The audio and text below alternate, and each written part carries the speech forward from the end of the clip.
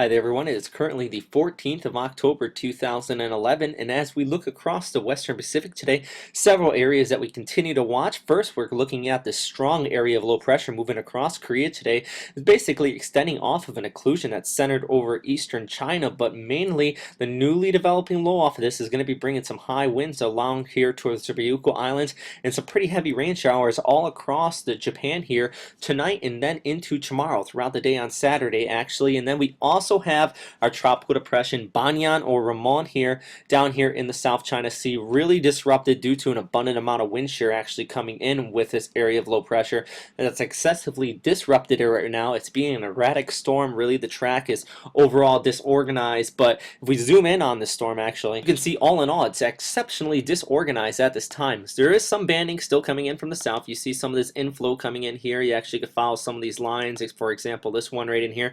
That's just showing that moist air inflow, but off here towards the north, really much of this convection is being pushed off towards the northeast, and that's due to a high amount of wind shear coming in from the northwest associated with that trough of low pressure, which is up in this region, and that wind shear is basically those northerly colder winds as well, pushing a lot of dry air into the system. So several reasons for it to be too conducive for development. Actually, if we pull up the wind shear chart right in here, it does show upwards of about 70, even 80 knots of wind shear up here over China. Now let's clear up some of these lines here, and you can see these lines a little bit more clear, and that is one of the main reasons why this is very disrupted at this time. And I would not be surprised if much of this convection gets pulled off towards the northeast. Some of the agencies still think this is going to redevelop into a weak tropical storm, but at this time, I know the last several days we've been anticipating that with this very high wind shear. I think this is overall going to get disrupted and dispersed, and likely it would, the center of convection right in here could drift off here towards the west, but all in all it's really not going to be much of a system while it does that. But here's a look at quickly at the model consensus out here. As you can see, much of them are very disorganized, going up here towards the north, looping back around.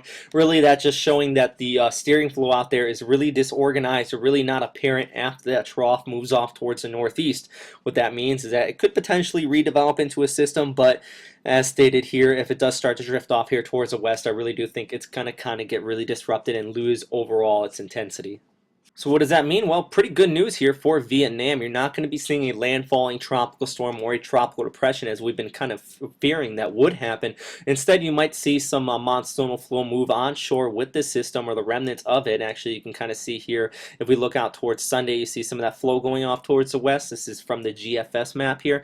But overall, though, I don't really think this is going to move off towards the west as a tropical system. But really, the big topic for today is this area of low pressure moving across actually Korea here and off towards Japan. If we move off the next several days, you can see that track across and bring an abundant amount of rain showers here from Hokkaido all the way down towards Kyushu, and behind it you're going to be seeing a pretty good gradient setup. That's what these lines are indicating here, and as we all know, the winds are going to flow along with this gradient going from north to south, and that's going to bring some cold air out here across much of Japan and Korea. You actually see a little bit of a cold surge developing up here, so some gusty northerly winds and much cooler temperatures. And also, I do want to point this out. Check this out. See this little troughing right in here? Well, that is actually a basically ocean effect snow developing up on that. Basically, the cold air coming in off of Russia. It's going to run over that Sea of Japan, drops a lot of snow up here, possibly along the northwest coast of Honshu, and areas of Hokkaido going to be seeing much colder temperatures and that chance of that heavy snow. And if we look at the KMA's analysis on this, actually at the very bottom here, you can see the tropical depression moving off towards the west. Really, what the remnants are going to do with this is going to kind of ride along the southern periphery of this high pressure that's falling in behind the low off here towards the northeast, and that's really why the tracks, the official tracks, still kind of take it off in that direction. But all in all, though, really you still have a lot of that convection moving off towards the northeast here, and you actually see some of these areas in red around the Ryukyu Islands. Those are indicating some of the thunderstorms associated with the outflow of that tropical depression and some of the inflow going in towards this area of low pressure centered over Kyushu, Japan, while a lot of rain showers associated with that as well. And as already noted, that's really going to start the track off here tonight and then into tomorrow over much of the rest of Japan here.